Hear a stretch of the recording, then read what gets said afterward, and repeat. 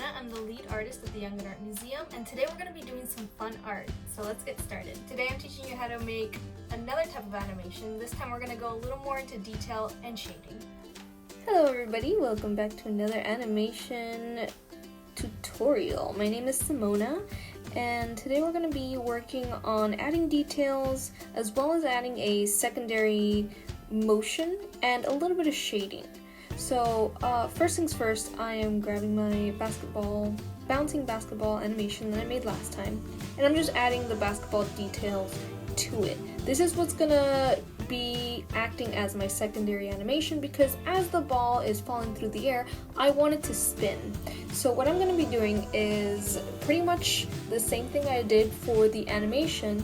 It's just for each frame, I have the lines of the basketball just moving slightly. So here you see me turning them, which you can do with the select tool, that little circle that's at the top when you select something. When you tap on that and you slide your finger over, it's going to start spinning. The only thing that's important here is making sure that you are being consistent, that if you are planning on having the basketball spin clockwise, always have it spinning clockwise. If at any point it changes position, make it make sense with the animation. And also to make sure that you are squishing and stretching even the designs. So I could have gone ahead and drawn each one by hand, but I could also do this because it's the same shape all the way around. So I got away with that for this type of animation, which is what I suggest for when you're first starting. Make things easy for yourself. Don't overcomplicate things. Start out with something simple that you can just look at and understand. So here I am making another layer. Now this layer I'm going to name it shading, just to remind myself that this is the shading level. And I have actually turned my marker into, it's still black ink, but I have lowered the opacity, which you will find when you go to switch colors, you can change the opacity. And what I'm doing here is I'm pretending that my light source is coming from the left, so my shading will be on the bottom right of my basketball.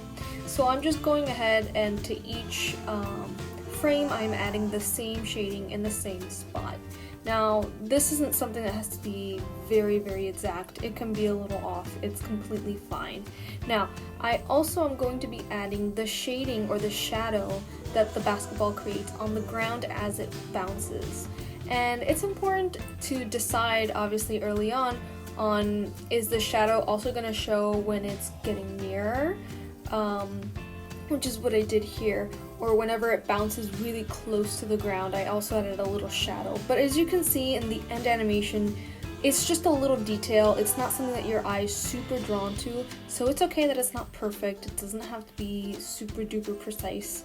These are pretty fast frames that we're working with, so just make sure that you have thought and you have an idea of what you're doing, and then when you create it, it looks nice in the end.